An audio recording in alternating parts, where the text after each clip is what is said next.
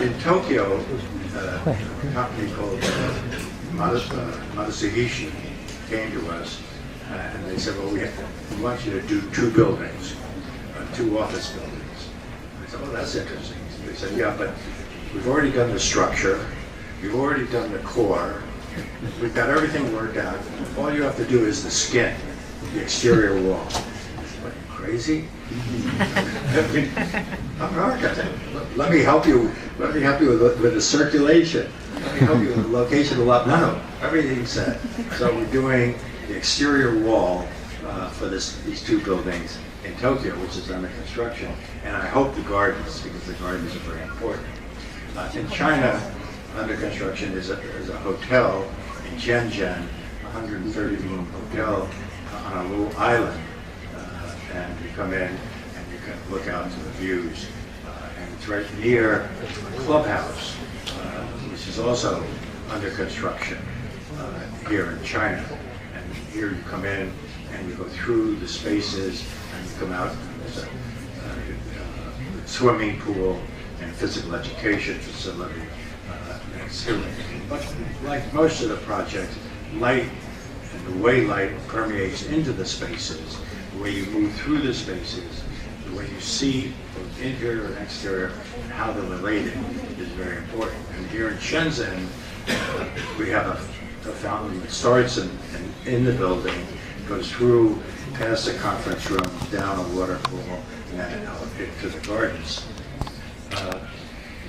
In the Czech Republic, we just completed two buildings, and they're office buildings. And in one case, not this one, because this is completely new in the sunshade, but with the tower, there was a structure that had been standing alone, just a structural steel, for about 20 years. And so we tested it, and it was still good. And so the new building is constructed around the existing structure. And there are two new office buildings, and which flank each one. 5 houses are under construction in Bodrum in Turkey, and each house is different, situated on the same hillside, overlooking the water, and they're built on speculation, and I don't know what's going to happen. Hopefully they'll find a buyer. But the site is great, the spaces are great, the views are great, and as you go from one space to another, you can really see what's happening in that part of the world. In Mexico City, we have 3 buildings under construction. One is a hotel on the right, the other 2 are office buildings. But again, like at Perry Street and Shaw Street, having 3 buildings in one place really creates a place, not only in terms of its own situation, but the outdoor spaces. And in Mexico, this is a small resort built above the mangrove groves. So all that you see in green is really water, and that's why all the paths are like boardwalks above the water. In Tel Aviv, we're working on a residential building on Russia Boulevard, which diffuses the light with sunscreens, but allows you to see out to the area around. And this is affordable housing in Newark, not the tall buildings, which are wishful thinking, but the low buildings that you see in the rendering. But we did the whole plan and thought, affordable housing will get occupied very, very quickly, but Newark needs a shot in the arm, and we thought by getting some large corporation who would come in and take one of these buildings, it would really help the economics of Newark. But the low buildings create kind of shopping streets, and above the shopping level are all affordable houses. For some of you who have been to Rome, you're familiar with this building, which was a result of a competition that took part in, and which was built. And as you can see in the plan, the curvilinear portion of the building, the shells, the concrete shells that enclose the sacred spaces are kind of curved, and the secular spaces of the offices and classrooms are rectilinear, and in between is a passageway that goes from one side to another. And these are diagrams we made, which I won't go into. But the church sits in the center of the community, and every time I've been there, there are always people out on their balcony kind of looking and seeing what's going on and what's happening.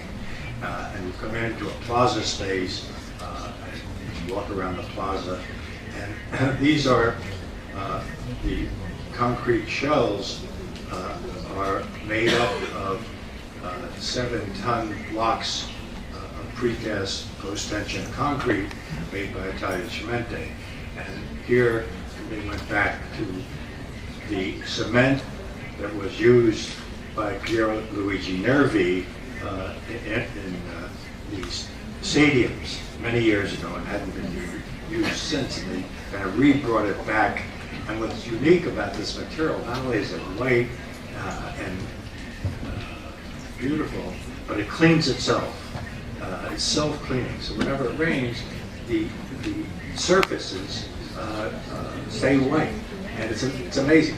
I had nothing to do with the invention of this material, I can say, but I am so happy to be able to use it, and I'm so happy that we have it in the church. And so the concrete material is the same on the interior and exterior. Those are solid panels that you see, and you come into the church, and immediately your head is drawn up, and you look out through the skylight. As you sit there, you can't help but look up and look out and think about things outside of yourself.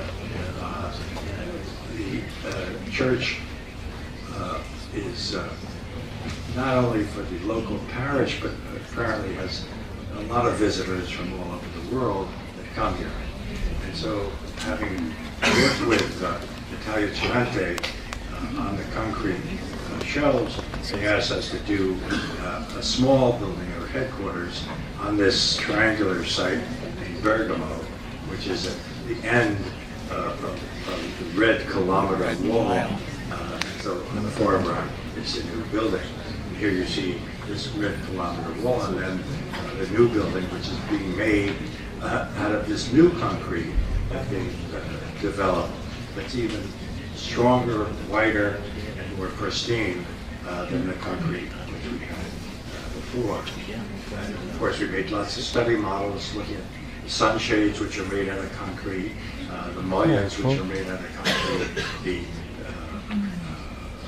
facade, and also even the light fixtures are made out of this white concrete. So that it is now being finished, and it's really amazing. I must say, and any of you architects who want to look at a new material, this concrete is really something that can do an awful lot, whether it's rectilinear, curvilinear, or whatever. And this is how the photocatalytic cells work in terms of cleaning the surface, taking away the pollutants as the sun shines. And this is the building under construction. As you can see, the pieces are fairly large and lifted up in this and placed above the columns. And so these are the panels which Italia Cementi made from the new concrete. And they have a feel to them, a solidity to them, and as you can see, a plasticity to them, which is quite marvelous. And these are just sculpted panels. Imagine what you could do with something like this in a building. And they also make this transparent panel system as well.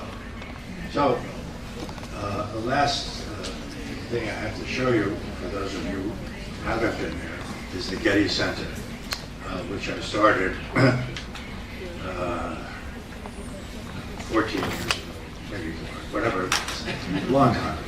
took 12 years to do, because at the beginning we didn't know what we were doing. We knew that we had this hillside site. We had to figure out how to get up to the site, and we worked out a road. So you park at the bottom of the hill and then take a tram, 5-minute tram ride up to the top of the hill.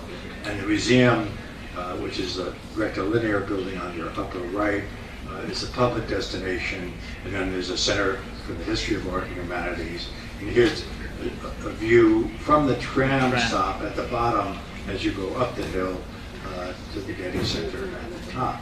And once you get up there, there's magnificent views to downtown Los Angeles. You get out of the tram onto this plaza, a kind of decompression zone where you look around and figure where is it you want to go first. Is it the museum, which is shown here, the public destination?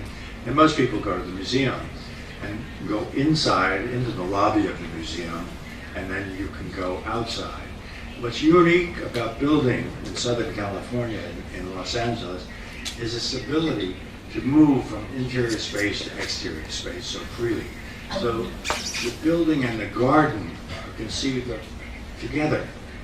The garden is like an outside room, and then you go back inside to the gallery and outside again, or you can stay inside and go from one gallery space to another. And so there's always a choice where you want to go, and whether you want to stay in the garden or go to the auditorium shown here, and then from there out you can see the mountains to the north. So all of the spaces, even here at the Center for History of Art and Humanities, which is a place for scholars to come and spend a year in the most wonderful library, art history library that I've ever seen. The scholars have a place to work, they have a place to live, and we had a zoning restriction where we could only build up 3 stories. So this building goes up 3 stories and then down 3 stories. So that even the underground spaces shown here in the library get natural light. And then you can go from one part of the building to another and out to the cafeteria and to views of the Pacific Ocean. So this is, I guess, I don't know why we're showing our office, but someone said, oh, people are interested in what our office looks like. You can all come to our office and see it for yourself, but these are a few views.